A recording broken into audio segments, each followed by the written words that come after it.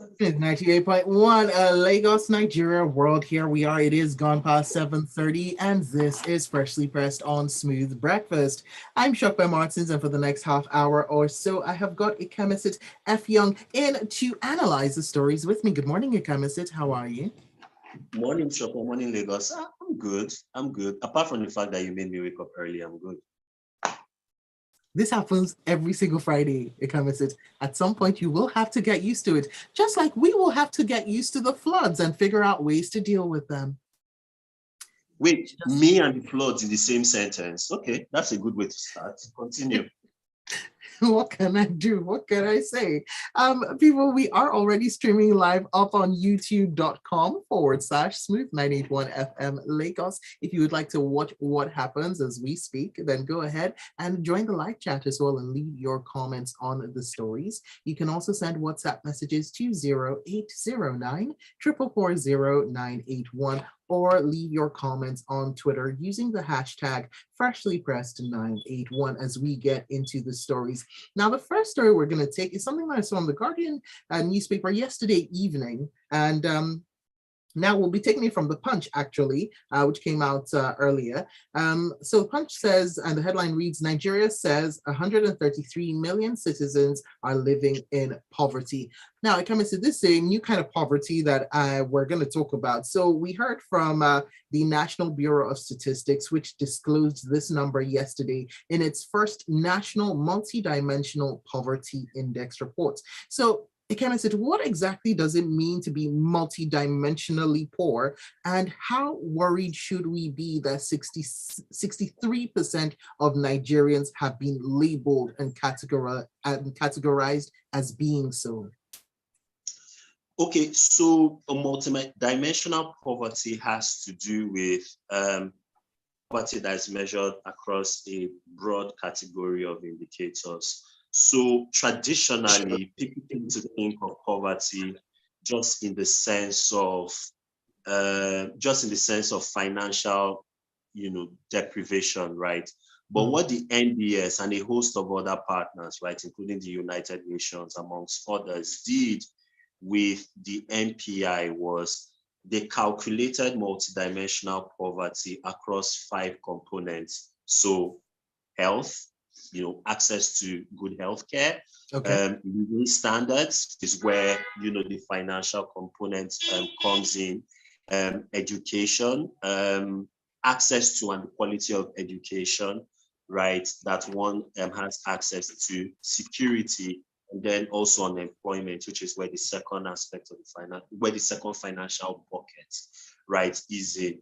And what this survey, which was carried out across all of the 36 states as well as Federal Capital Territory, the NBS sampled 56,000 plus households. And this survey was carried out from November of last year to February of this year. Found was that 63% of us can be classified as, that's 6 million people, by the way, can be classified as multidimensionally poor. So, they're either unemployed or underemployed and do not have access to great healthcare and do not have access to quality education and are impacted, right, by security challenges, whether it's local crime-based or, insurgencies or some of the other macro security challenges, and their general standard of living, right, does not sit well above the UN's, $1.15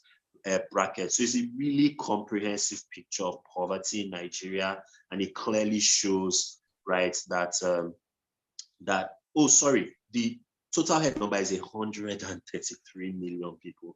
Sorry, yeah. But broken down, regionally, 86 million multidimensionally poor people live in the north, 47 multidimensionally poor people live in the south. So it's a really comprehensive picture of poverty. The report is out, it's out there for public consumption. So it might be worth checking out, but really insightful things. And I'm sure as people pass through the report in the days and weeks ahead, right, more interesting insights. I know myself and my team will, more insights will become more apparent, right? And people would have the opportunity to really understand from a quantitative perspective um, just how bad things are, right, in the country. Let's leave it at that. Well, that's the majority of our population, 63%. And so it then begs to the question, so going forward, how then do we begin to tackle this? And what are we going to see? What kind of information are we going to see coming out about how we begin to tackle this? Because it's all well and good, or well and not good, hearing that 63% of us, 133 million of us, are multidimensionally poor. And seeing as this was taken between November and February, November of last year, February of this year, we know what has happened between February of this year and now in November. So I assume the number has gone up, but until we get the official figures, we work with what we have. So what would you like to see in the next steps for going forward? Well, I mean, it does. Oh, by the way, sorry, Ikemesit, let me just add in, and also taking into the fact that news came out that we're going to be receiving Bill and Melinda Gates Foundation talked about funneling how much was it, $7 billion into Africa, and a large part of that going to Nigeria, tackling healthcare, tackling food insecurity as well. Just pop that in, please. Well, I mean, you would want to see a comprehensive policy framework that addresses all of these multiple issues, because what this report clearly shows is that Nigeria is impacted from every side. Hundreds of millions of Nigerians are impacted, right, across a number of indicators by all of the various, poverty indices and indicators. So just squarely focusing on health does not solve the larger issue, just squarely focusing on education doesn't solve, right, the larger issue. It has to be close and broad coordination is required across a number of ministries, across a number of indicators. I'm just thinking over the top of my head, we haven't spent a lot, and this is where the Bill and Melinda Gates contribution comes into the picture, right? We have consistently spent well below, the UN recommended, budgetary provisions for both health and education, which are two components of the NPI. Right, security, we have talked about security, and we consistently talk about security, right, here, and sort of the solutions to that are kind of well known. So you really need an administration that has its eye firmly on the ball with respect to quite a number of moving parts. And it's ensuring that the right kind of policy support, the right kind of funding, the right kind of policy framework exists to ensure that we get the quickest number of Nigerians, right, out of poverty. One of the key low-hanging fruits for me is, channeling this huge pool of unemployed and underemployed people into big ticket infrastructure projects. We have a huge and yawning infrastructural deficit, right, in this country. It's a very quick way of getting people in work, getting salaries, and getting monies into the pockets, right, of people. And you have seen countries, particularly in Asia, China being the foremost example, do that in terms of building out, road and logistics infrastructure as well as housing. And that has been able to set people up to begin the journey out of poverty. So creating, and I've mentioned this on Freshly Pressed before, creating an extensive and a comprehensive national infrastructural program, and just getting millions of people immediately into work on roads and bridges and hospitals and schools, right across the country, right, is a low-hanging fruit that I'm not sure if this administration has the space, right, to consider it, but certainly the next one though should. Okay, 2023, we're watching you. By the way, people have already started sending in their messages, and a couple of people talking about the president's promise to lift 100 million people out of poverty. And they say, well, in fact, let me just read the entire says, and plunging 133 million into multi-dimensional poverty. It goes on to say, and it's another reason to vote wisely, whilst Jay from Lekki says, well, He kept his promise by lifting over 100 million Nigerians from poverty to multi-dimensional poverty. Well, that's at least one way of keeping a promise. Lekon Lawal up on YouTube says, if you look at the survey, it means that everybody in Nigeria is impacted one way or the other. But is it always, though? But yes, we are affected one way or another by this. Cruz says, I'm sure that the 133 million people reference is not even correct, because I can mention communities in Lagos I'm certain they couldn't get to, not to mention other communities in some rural areas in other states. The summary outlook is right, though. Dami from Ikeja says, it's easy to argue about the accuracy of data collection or what metrics are used to take these measurements, but we must always remember that there are real human beings that, just like you and I, are affected by crippling poverty caused largely by decades of failed government policies. It's not just numbers, it's real people we're talking about. Dami Ikeja, you're right. It is real people we're talking about.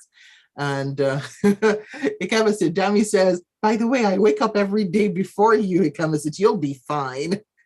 Dami, I'm not you. I'm a baby boy. All right, let's take a look at our next article. Now, this one comes in from the Premium Times, and it's with regards to the elections and certain behaviors that we've seen across certain states. From the Premium Times, 2023, governors responsible for political violence. That is what the Inspector General of Police, Usman Baba, said during a meeting with the leadership of political parties and other stakeholders yesterday in Abuja. And I'm going to quote him now. He said, and I quote, they use subnational security outfits under their control to disrupt seamless and statutorily granted campaign activities of parties or candidates with whom they hold opposing political views. In doing so, they deploy their powers and influence to either prevent the mounting of campaign billboards or pull them down. They also deny political opponents of spaces to undertake their campaigns or peaceful political congregations in contravention of the provisions of the Electoral Act 2022 as amended, end quote. Okay, Ikemesit, we've seen this happen. We've heard from the IGP. Now what? It's a good question. I would like to ask the IGP, that question, right? So first and foremost, right, the IGP, in essence, tried to kill two birds with one stone. So in that quote that you isolated, right, he not only used this opportunity to talk about the very real, the very real issue of, not just state governors, but also politicians of all stripes, both at the national, but also, state politicians, right, utilizing and mobilizing violence, right, as a tool to, as a tool to ensure that they are successful, right, at the ballot box next year. He also used the opportunity to take a dig at, state-backed security outfits like Ibubago in the southeast and Amotekun in the southwest, which is, from his own perspective at least, not ours, quite astute. Fact of the matter remains, though, that he does make a legitimate point, and we are beginning to see, the instances of pre-election violence and campaign violence creep up, right? Recently, the National Security Advisor said, right now we're up to 52 cases of election violence in 22 states right across the country. And that was just for 1 month. And if you look at the historical data, right, in 2015 and 2019, the lead up to the elections are usually more violent than, actual, violence either on election day or post-election, with the notable exception of, 2007 and 2011, where, the post-election period was a lot hotter than either election day or pre-election. But as a general rule, the lead up to the elections tend to be the most violent. And so from that perspective, right, the IGP makes a legitimate point. Whether governors are primarily responsible for that, I think is where the conversation begins to veer into the realm of politics. My argument is that for both the national races both at the presidential executive, but also at the legislative level, as well as the state races, right? Yeah, there is more than enough election violence to go around. And I don't know how many of that is solely the responsibility of governors, but they certainly are important actors, right? In this regard. The story was fairly thin on what the IGP said that, his force will do. He did pledge to adopt proactive steps, but it's quite interesting for me that in the middle of November, he's pledging to be proactive. The elections are in That February. seems... So, yeah, proactivity should have started.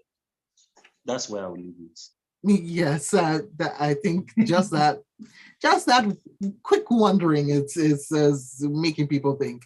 All right, from the Daily Times now, we've got some figures coming out from the Emergency Management Agency from the Daily Times. NEMA spends 112.13 billion naira on disaster management within 11 years. So the Director General of NEMA, Ahmed Mustafa, appeared before the House of Representatives Committee on Ecology and came out with this number, saying that the Emergency Management Agency has spent that number from consolidated accruals, 112.13 billion naira from consolidated accruals and ecological fund utilization on disaster management in the country from 2011 till date. Now, there's that information which, let's talk about, but also something interesting happened during this, right? And a member of the committee, Oguma Johnson of APC Edo, accused the agency of favoring a particular region in the country in their relief materials distribution selection process, and also staged a walkout. Yeah, sure, that was quite interesting. Please, let's just start from there, right? That was quite interesting for me because, one, this is a lawmaker, right, who's in the ruling party's caucus in the House of Representatives, I believe. Yeah, NEMA was speaking to the House. Yes, House of Representatives. Exactly. Yeah, and basically his argument was that, his much of his constituency was inundated, right, during the recent flood disaster, right, that we saw, impact every state and almost every local government right across the country. And, a large number of his constituents did not receive relief materials. And I thought that was very inspiring.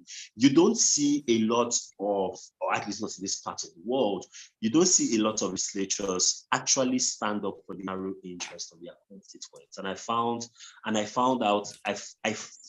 that, interesting, and and that probably represents a little sign of hope, right? That we can have lawmakers who clearly tell the people who are responsible for managing the day-to-day affairs of governance that they are not delivering on their mandates towards helping their own constituents. So, important side note, but still a side note. But what basically NEMA said right before you got to the drama with the honorable member from Edo State was that it had basically spent 112 billion naira over the last 11 years. It also gave a detailed data breakdown of the recent flood crisis. So 181,000 plus phones were partially damaged, 123,000 plus homes were totally damaged, almost 177,000 hectares of farmland, right, were partially destroyed, 392,000 hectares of farmland were totally destroyed, 612 people, like we said last Friday, and we've been consistently saying, lost their lives. 3.2 million people were affected, 1.4 million people were displaced, 2,700 plus people suffered various degrees of injuries. The flood crisis in Nigeria was easily amongst the top 5 worst in the world. And that's saying something because you had countries like the US and Australia, Pakistan being the huge one, but also Brazil and Italy deal with significant flooding issues. But when you look at the numbers, right, and Africa right now is hosting, the COP27 climate conference, right, in Egypt, right. the numbers are just really staggering, right? And NEMA has said it's deployed a lot of resources on the ground, right, to meet people. But it's important, and this is where the honorable lawmakers point becomes really prescient. It is important that people feel that the government is working for the general interest of everyone, and it's not picking parts of the country, right, where it is deploying national resources, right? Nigeria would be, if 2012, right, which was the last time where we saw, and to a lesser extent 2018, but 2012 was when we saw flooding on the scale of what we have seen. Now in 2022 is any guide. It will take months and years of recovery, right, for millions of Nigerians, right? Let's put it at what happened from 2012. Years. Yeah, Years of recovery. Years and years of recovery, right? And so the government needs to make sure that it's disaster relief, it's disaster alleviation, it's disaster management, and it's disaster recovery policies, right? And not only broad-based, but they capture as many people, if not everyone, right, who has been affected by this unfortunate tragedy as possible. My goodness. All right.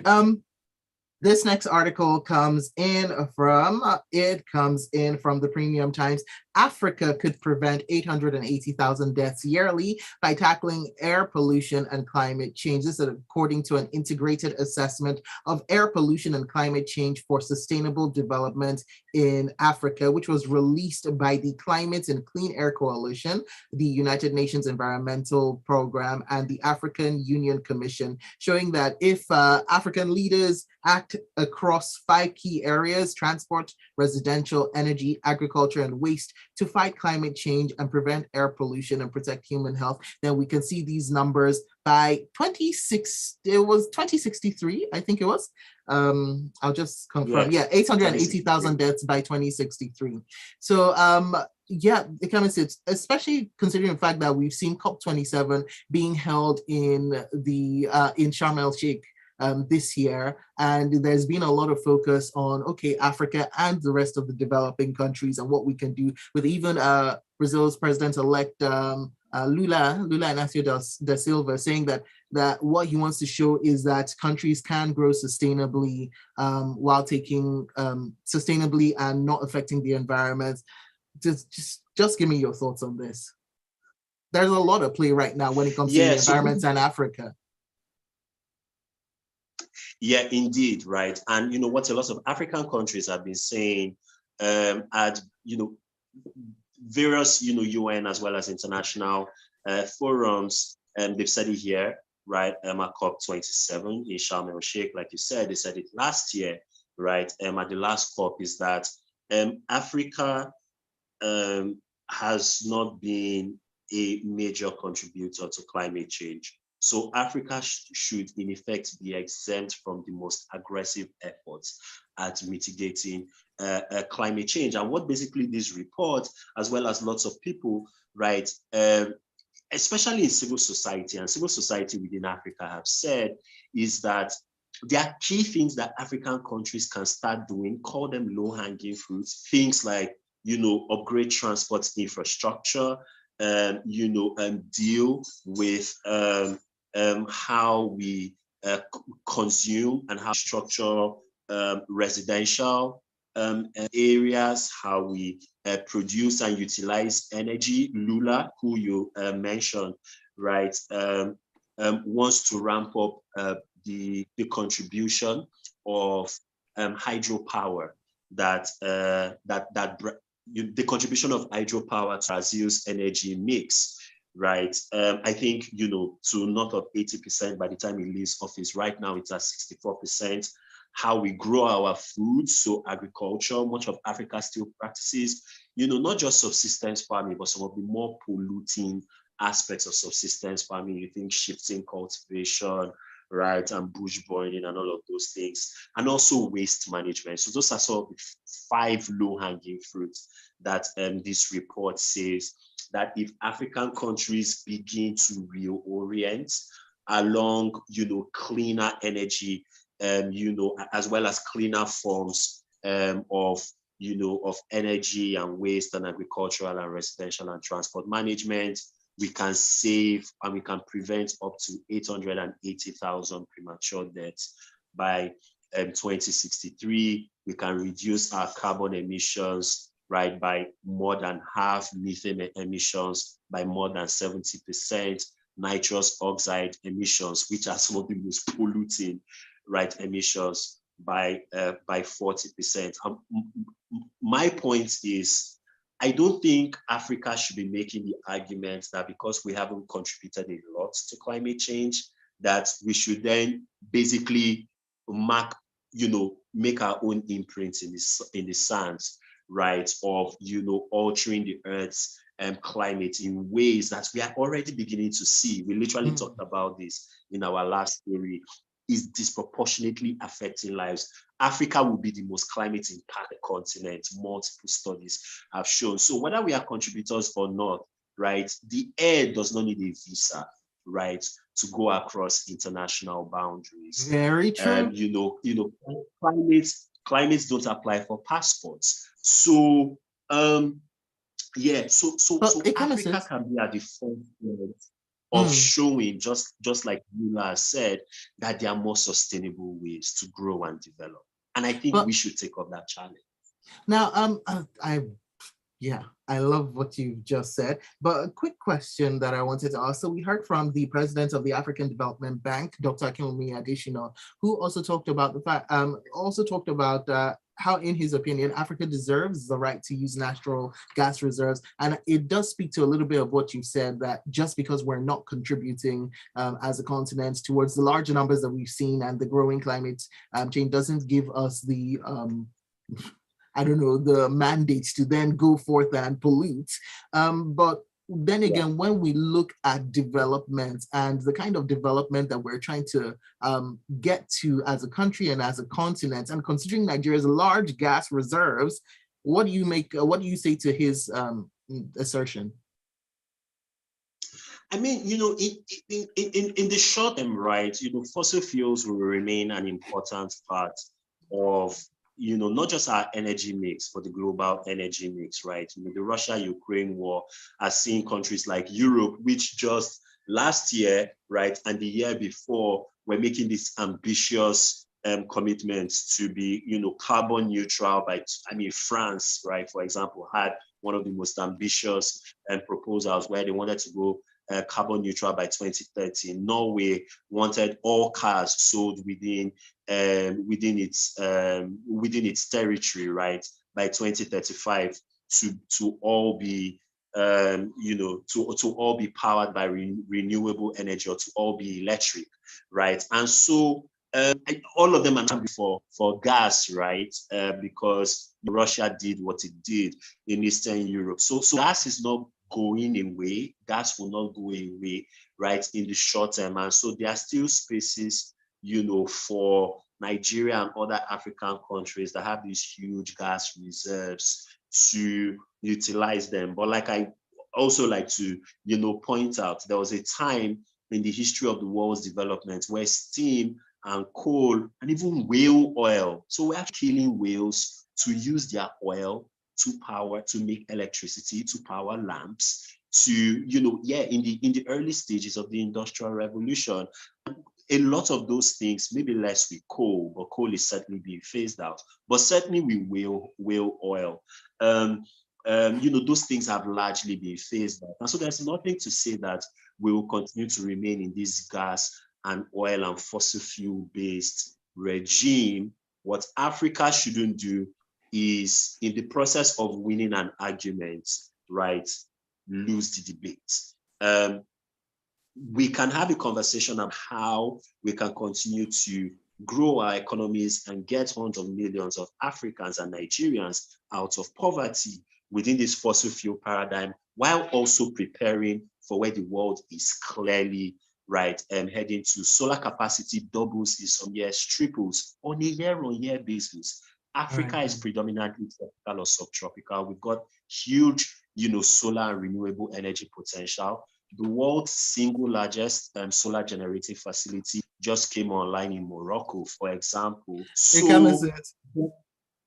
I will have to cut you off because we've really run out of time, and I do want to get people's thoughts in as well. Victor Shion says, Africa has not been a major environmental polluter. However, Africa consumes the goods and services provided as a result of these industrial activities in the developed countries. Since Africa consumes these goods and services, we are indirectly polluting the environment. And D from Alausa comes in with this one, which is key. D from Alausa says, Germany was the first to reopen coal plants due to the Ukraine war and gas shortages. There is that. Ibukun says, while Africa hasn't been the biggest contributor to climate change, it affects us all. However, a lot of the things to do with sustainability depend on the wealth of the nation. So can a country with our poverty level carry out these laudable objectives, asks Ibukun. And Saratu says, going back to one of our earlier stories on the poverty, multidimensional poverty, says if the government really wants to pull people out of poverty, they should deal with the insecurity in the country, pay pensioners their entitlements. Nigeria Airways pensioners haven't gotten their balance since 2018 when they were last paid. Now they want to launch another national carrier. And Daisy says, let me see.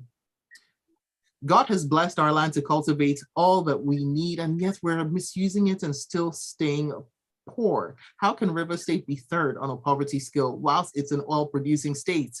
And Daisy goes on to say, man, we are dealing with man-made problems, not natural problems. And Wale says, I just don't want to imagine the implications of getting the next election wrong. It will be shocking to imagine the disruptive effect this will have on us as a nation.